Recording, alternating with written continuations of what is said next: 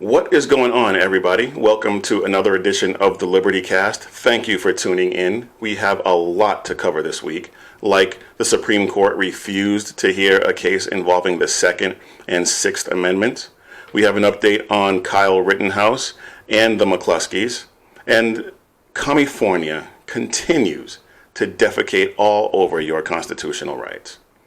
We'll get into some debate analysis and take a look at this group, the Wolverine Watchmen, and their ridiculous plot to overthrow the Michigan state government and kidnap Governor Whitmer. We'll get into all of that and more straight ahead.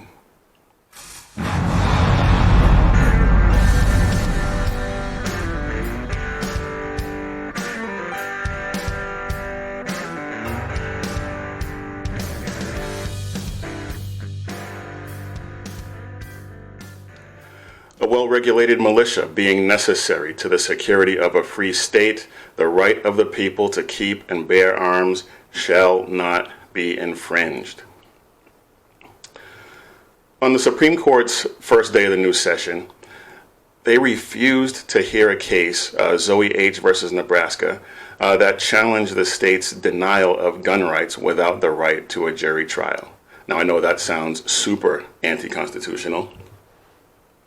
So, on background, Nebraska's state Supreme Court had upheld a law which bars young adults from possessing a gun until the age of 25 if they were convicted of certain crimes as a juvenile, regardless of whether those individuals received a jury trial or not. Do you see the constitutional problem here? The issue is whether the Second and Sixth Amendments permit the state to deprive an individual of the Second Amendment right to keep and bear arms based on the commission of an offense while denying the accused the right to a jury trial for that offense. So if someone is convicted of a petty crime at 13 or 14 or even 15, something nonviolent, Nebraska's law says that you cannot exercise your constitutional right to keep and bear arms until you turn 25 or 7 years after you become an adult, whether or not that person was convicted via a bench or jury trial. It does allow for you to petition the court to have your rights restored after you turn 19.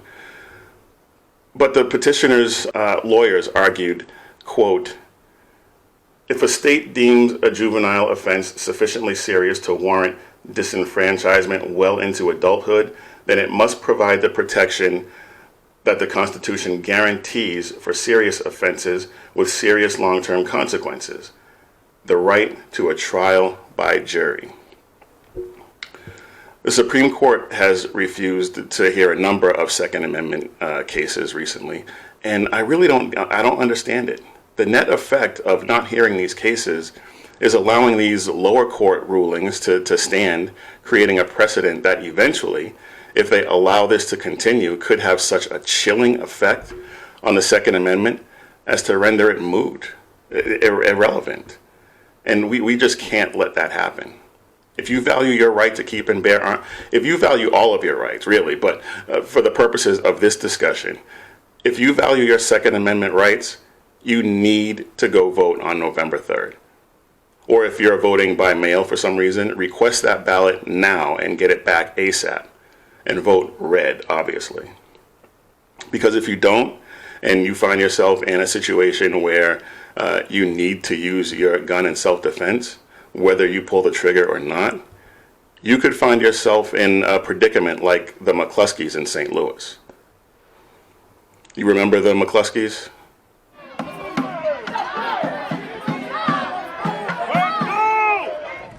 Well, I'll tell you this. What you're witnessing here in this case is just an opportunity for the government, the leftist, Democrat government of the city of St. Louis, to persecute us for doing no more than exercising our Second Amendment rights. Every single human being who was in front of my house was a criminal trespasser. They broke down our gate. They trespassed on our property. Not a single one of those people is now charged with anything. We're charged with felonies that could cost us 4 years of our life and our law licenses. To everybody out there that's thinking about voting for Joe Biden, the Harris-Biden administration, this is a sign of the times and things to come. The government that views its task as protecting criminals from honest citizens rather than protecting citizens from honest criminals. Honest criminals. Honest criminals. Protecting honest citizens from criminals. Every one of those people is a criminal. There's no doubt about it. The government chooses to persecute us for doing no more than exercising our right to defend ourselves, our home, our property, and our family. That was a great segue, if I do say so myself. Anyway, Mark and Patricia McCluskey were minding their business when Black Lives Matter rioters broke down their gate and threatened to kill them, burn down their house, rape her, and kill their dog. I think this goes without saying, but if you break down someone's gate and trespass on their property, you can expect to get confronted by someone with a firearm, especially in rural America, the Midwest like St. Louis. Now, there had been talk when this first broke that the McCluskeys were leftists who donated to Black Lives Matter. Well, that was a different Mark McCluskey. And having heard his interviews since, I get the impression that he was not particularly partisan, but was a pretty centrist guy with a slight lean to the right, maybe.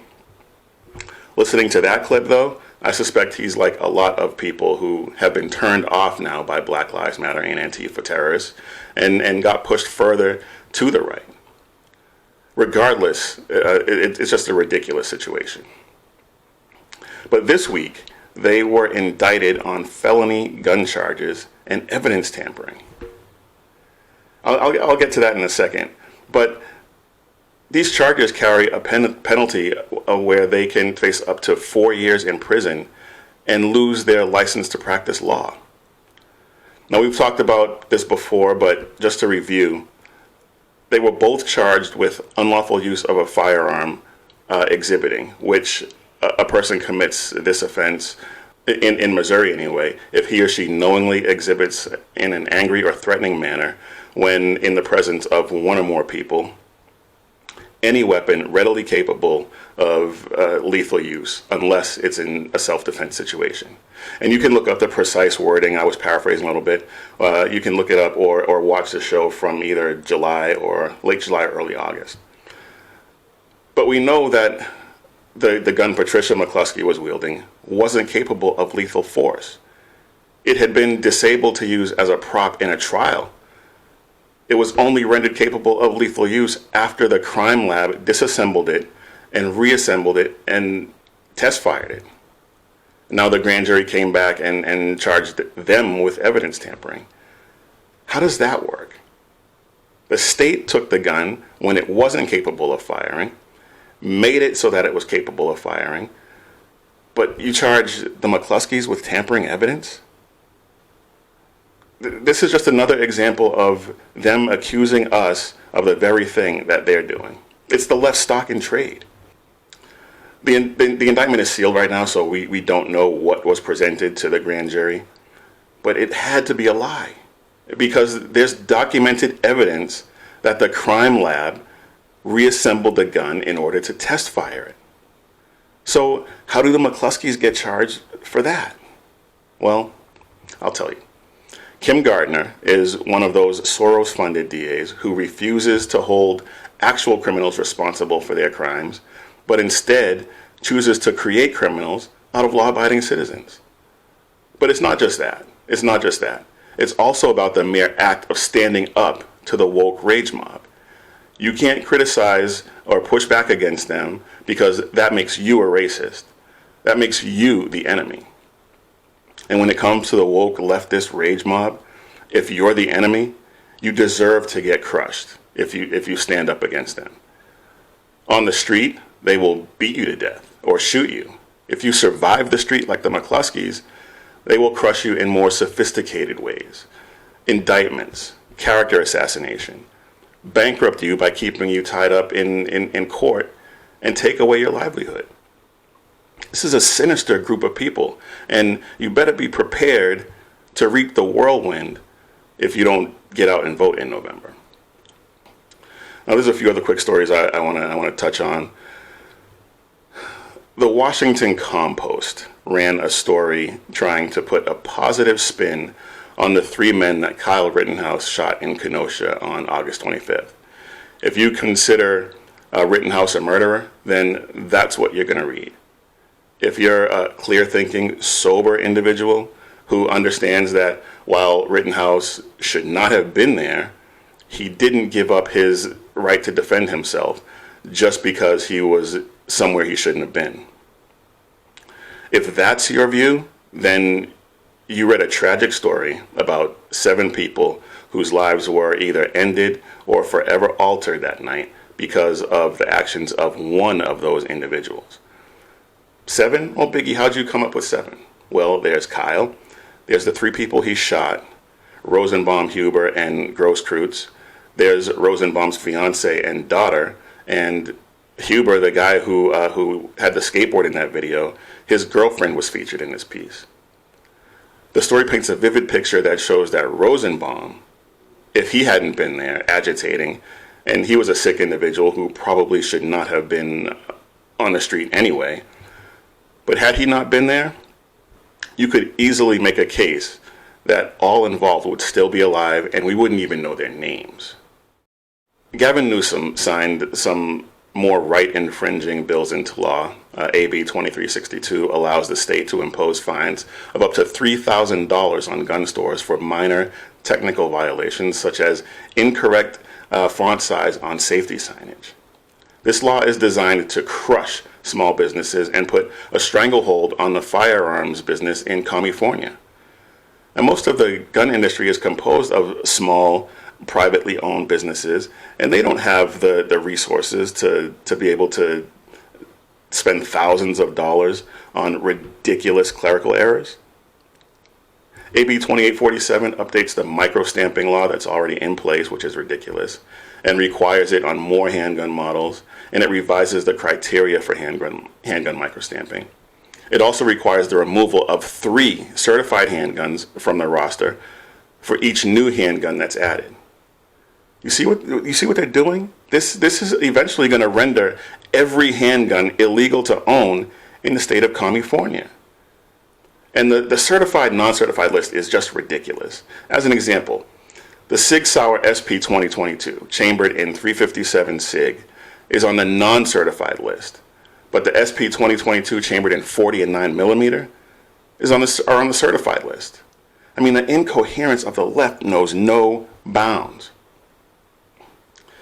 Now, a few weeks ago, a New Jersey standard capacity magazine ban was upheld by the Third Circuit Court of Appeals in a 2-1 decision, and the Firearms Policy Coalition has filed a brief in support of hearing the case en banc.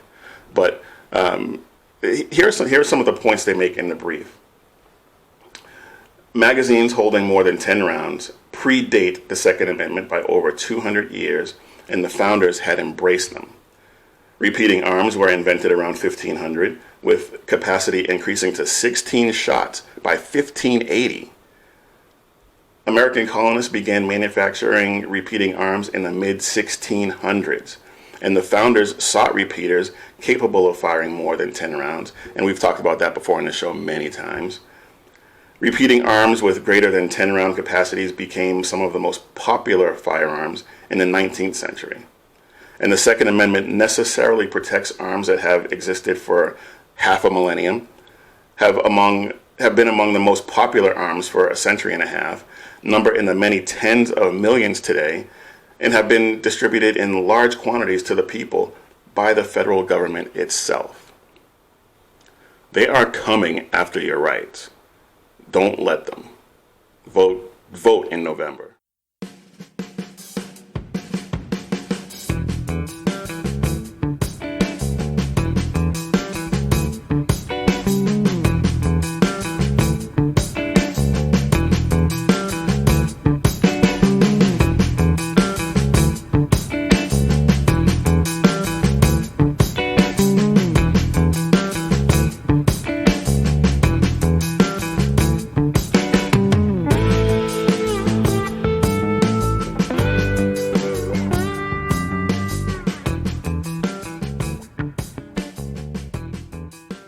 So Vice President Pence and Senator Harris had their debate last week, and Pence destroyed her. Now, I was watching the debate and I was watching social media as it was going on, and it was pretty divided along party lines. Leftists thought Harris won, and conservatives, we knew that Pence annihilated her. She came off as condescending, smug, and just generally unlikable. And if Biden wins, or should I say if the left is successful in stealing the election, she's going to be your president. Do you really want that? If not, then you need to get out there and vote. But anyway, she came off as a straight bitch. She was unprepared, and despite her skills as an attorney, she was no match for Pence. And let's be honest, how many leftists can hold their own against a conservative who's prepared in a fair debate? I think the list starts and ends with Alan Dershowitz. But I asked the question that way because the moderators so far have been a disaster. Wallace is clearly a leftist in the tank for Biden, or at the very least an anti-Trumper through and through. And Susan Page just wrote a glowing biography about Nancy Pelosi. So you know she's definitely sympathetic to Harris, although she did a slightly better job than Wallace at hiding it, but not much. She didn't ask any questions about guns, the Second Amendment, Harris's efforts to help raise money to bail out rioters, which ended up helping bail out other criminals, including domestic abusers. And she left it up to Mike Pence to ask about packing the Supreme Court. But most importantly, she let her get away with some egregious lies. But before we get into that, I want to hit this real quick, because I got into it with someone on social media about this. In fact, it was the same person that once told me that I shouldn't have a gun to protect myself or my family, and that if it was my time, it was my time. It was that individual. But anyway, this is what got me. If Roe v. Wade is overturned, what would you want California to do? Would you want your home state to enact no restrictions on access to abortion? And you have 2 minutes uninterrupted. Thank you, Susan. First of all, Joe Biden and I are both people of faith, and it's insulting to suggest that we would knock anyone for their faith. And in fact, Joe, if elected, will be only the second practicing Catholic as president of the United States. So all I'm going to say about this is, I know Biden claims to be a Catholic, but he's been denied communion for his stance on baby murder. I don't know what faith Harris is proclaiming. If it condones dismembering babies, I want no parts of it. Joe Biden will not raise taxes on anyone who makes less than $400,000 a year. He has been very clear about that. Joe Biden will not end fracking. He has been very clear about that. Joe Biden is the one who, during the Great Recession, was responsible for the Recovery Act that brought America back. And now the Trump-Pence administration wants to take credit when they rode the coattails of Joe Biden's success for the economy that they had at the beginning of their term. Biden has said that our taxes are going to go up. He said he would repeal the Trump tax cuts. So our taxes are necessarily going to go up as a result of that. He said he was going to ban fracking. I'm going to eliminate the Trump tax cuts, and I'm going to eliminate those tax cuts. No new fracking. And by the way, not another new coal plant will be built. But I want you to look in my eyes. I guarantee you, we're going to end fossil fuel, and I am not going to cooperate. By the way, how many of you did really well with that $1.9 trillion tax cut that increased?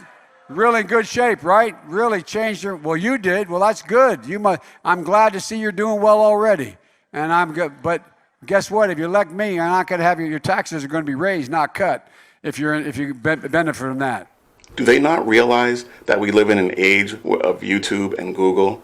And as much as I hate those two platforms, they are the standard right now for video and searching. I'm trying to find a decent search engine to replace Google, but I encourage you all to check out Rumble. It's a new video platform that you may have noticed I'm using now. Dan Bongino's on there, Buck Sexton, Diamond and Silk, Joe Pags and others are over there. So go ahead and check it out. Subscribe. I think you'll actually see it take off. But let me circle back to Harris's lies for a second. They forget we live in an age where information is a few taps on a keyboard or screen away. What it really is, though, is that they think we're galactically stupid. Yes, Lieutenant Caffey, galactically stupid. But she told one whopper that I couldn't believe she had the nerve to let spill out of her face, and the moderator let her get away with it. In 1864. Well, I'd like you to answer the question. Mr. Yes, Vice President, I'm please, speaking. very I'm fast. speaking. Okay, I can't let that go. Right there, for our audio-only peeps, the look on her face right now encapsulates her attitude throughout the whole debate. She comes off as a complete... Okay, you see it for yourself. Let's continue. In 1864, one of the, I think, political heroes, certainly of the president, I assume of you also, Mr. Vice President, is Abraham Lincoln. Mm-hmm. Abraham Lincoln was up for re-election, and it was 27 days before the election, and a seat became open on the United States Supreme Court. Abraham Lincoln's party was in charge not only of the White House, but the Senate. But Honest Abe said it's not the right thing to do. Now, I knew that was total BS. I didn't say anything immediately on social media until I researched it and got my facts straight. But Abraham Lincoln delayed nominating anyone because the Senate was not in session. It had nothing to do with the election or letting the American people decide. They decided in the last election, and the president is elected for 4 years, not 3.5, as Ruth Bader Ginsburg pointed out. So for the entire 4 years, the president's responsibility is to discharge his duties, his constitutional duties. Abraham Lincoln nominated Salmon Chase on the day the Senate went back into session, and he was confirmed the same day. It's ridiculous that the moderator let her get away with that. Anyway, let's move on because there's a lot of other stuff I really want to get to. I mentioned earlier that the left wants to steal this election. They are pushing hard for universal mail-in ballots, although even absentee ballots still work for their purposes. And what do I mean by that? Well, one way to commit election fraud is to not let ballots get delivered so that they never get counted. Remember the ballots that they just found in the trash in Scranton, Pennsylvania last month? And then not too long ago, a postal worker in New Jersey was arrested for dumping mail, including as many as 100 ballots.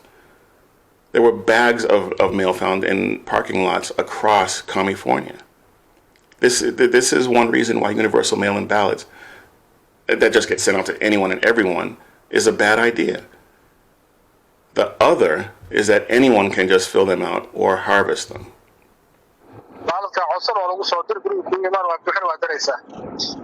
marka odayaasha waa loo codsadaa waana laga qaadaa. Who is the one filling out the absentee ballots for you? kuwa ka shaqeeya campaignka iyaga noo dira marka ka soconaya People who work with like Ilhan Omar and other candidates who work for them. Ilhan dada la shaqeeya Soomaali ah. Ilhan has a handful of people that work for her. They came to us to our apartments. And they tell us that this year you're going to vote for Ilhan.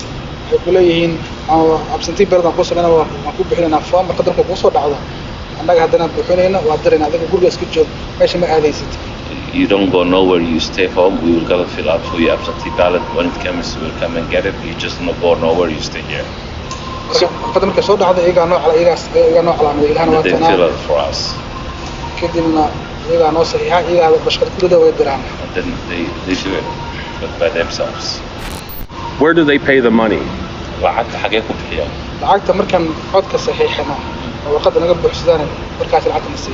The minute we sign the thing, the election, and that's what you get paid. Numbers don't lie. Numbers don't lie. Wajida gaariyaygu waa buuxaa. Waxaas waa absent ballot salka yaala. Soo ma jeedin. Fiiri, waxaas oo dhan soo ma jeedin. Waa buuxaa gaariyaygu. Waa buuxaa yaala. waxaas kulli waa Jamaal Cusmaan way fiiri 300 kaliya maanta soo dhacday oo Jamaal Cusmaan yeah. It's an open secret. It's not something that she will do anything that she can to get elected, and she has hundreds of people on the streets doing that.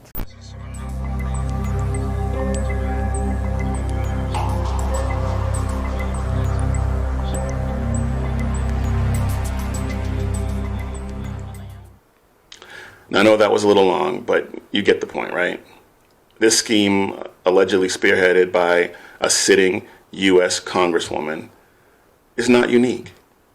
Things like this are happening all across the country. Voter fraud is a serious problem, and as you saw in that clip, it can have an impact on elections. Even leftist icon Jimmy Carter and the Commission on Federal Election Reform found back in 2005 that mail-in ballots are vulnerable to voter fraud. And here we see that in action. But for some reason, leftists are either being willfully ignorant or are just stunningly uninformed. In Colorado, the Secretary of State, Judith Griswold, sent out 750,000 postcards urging non-citizens and in some cases dead people to vote. So again, imagine if 5% of those people weren't supposed to get them, but they end up finding a mail-in ballot that they shouldn't have and vote. That's 37,500 fraudulent ballots that could be cast. If election integrity meant anything to these leftists, they would be doing everything they possibly could to thwart it. But of course, they want to exploit this vulnerability. So leftists like Ilhan Omar and Judith Griswold are doing just that. Now, I know that I've said in the past on this show that absentee ballots are fine, because when you request them, they are going to a specific person, and there's a process to validate these ballots. But leftists hate the president so much and know that their ideas suck and that they haven't yet indoctrinated enough people who prefer socialism to win an election fair and square. So they're pushing this mail-in voting scheme so they can manipulate the outcome. It took weeks to count the ballots for New York's Democratic primaries. And they scrapped the elections in Paterson, New Jersey, because they found that 20% of the ballots were fraudulent. So the lesson here is vote in person, regardless of whether it's blue or red. Vote in person. So the DOJ foiled a plot by some militia group to overthrow the government in Michigan and kidnap Gretchen Whitmer to put her on trial. Of course, the left blamed the president. Even Whitmer herself blamed him in her remarks on the situation. Just last week, the President of the United States stood before the American people and refused to condemn white supremacists and hate groups like these two Michigan militia groups. Stand back and stand by, he told them. Stand back and stand by. Hate groups heard the president's words not as a rebuke, but as a rallying cry, as a call to action. When our leaders speak, their words matter. They carry weight. When our leaders meet with, encourage, or fraternize with domestic terrorists, they legitimize their actions, and they are complicit. Stand back and stand by. I'm sure the president wishes he had phrased that differently. But it was not a call to arms for militia groups or white supremacists or anything like that. But they know that. They're just lying to promote a narrative. And the rank and file Democrats are willfully ignorant as well. You can't look at President Trump's history and believe any of this. But it's all over my feed. They need to believe it because they hate him so much. But let me talk about this militia group for a second. They call themselves the Wolverine Watchmen. Could they be any less original? Obviously, the first thing I thought when I heard the name was Red Dawn. Wolverines! Anyway, after reading about what they had planned, these guys are not very bright, and I suspect none of them had any real training or experience in military or police tactics. The complaint filed against these fools alleges that Adam Fox, the leader of the group, said that he needed 200 men to storm the Capitol and take hostages, including the governor. He also said that he wanted to try the governor for treason before the November 2020 elections. What do you think you're going to do with 200 men once federal SWAT or HRT shows up? Precisely, Dick. And of course, it turns out that these guys are not Trump supporters. They're anarchists. You got to understand that by you participating in the government, you know, you are participating in slavery, dude, for everyone else. That's what you're doing, and that's wrong.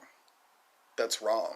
By you voting and supporting any politician and giving any sanction to the government at all is admitting that you believe in the legitimacy of authority, which means that you believe in the legitimacy of slavery. They were literally violently thrown out of there. Okay. Now, they weren't violently thrown out of there by any of the bureaucrats or politicians. It was an order-following police officer. Okay? These order followers are not here to protect you at all. And I really, really, really want to try to get you to understand that. Because you are not going to achieve freedom by continuing to support these people under the erroneous belief that they're here to protect you. No, Trump is not your friend, dude. And it amazes me that people actually believe that when he's shown over and over and over again that he's a tyrant. Every single person that works for government is your enemy, dude. These guys are more closely aligned with Antifa and Black Lives Matter than any conservative group, despite the left's attempts to paint them as a right-wing group. Of course, none of them are going to report that or apologize to the president for accusing him of encouraging these nut jobs. People will still say that his language made it okay, and it was whether it was a right or a left-wing group. The level 7 Trump derangement syndrome infections are no joke. And just to be clear, I do not condone this type of behavior by any group, regardless of ideology.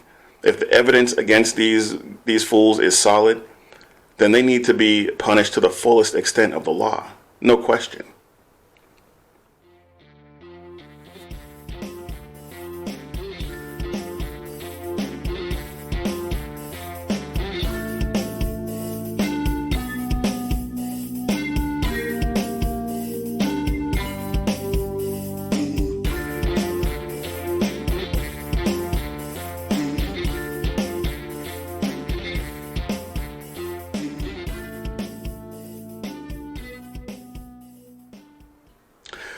All right, let's get you out of here with a few quick hits.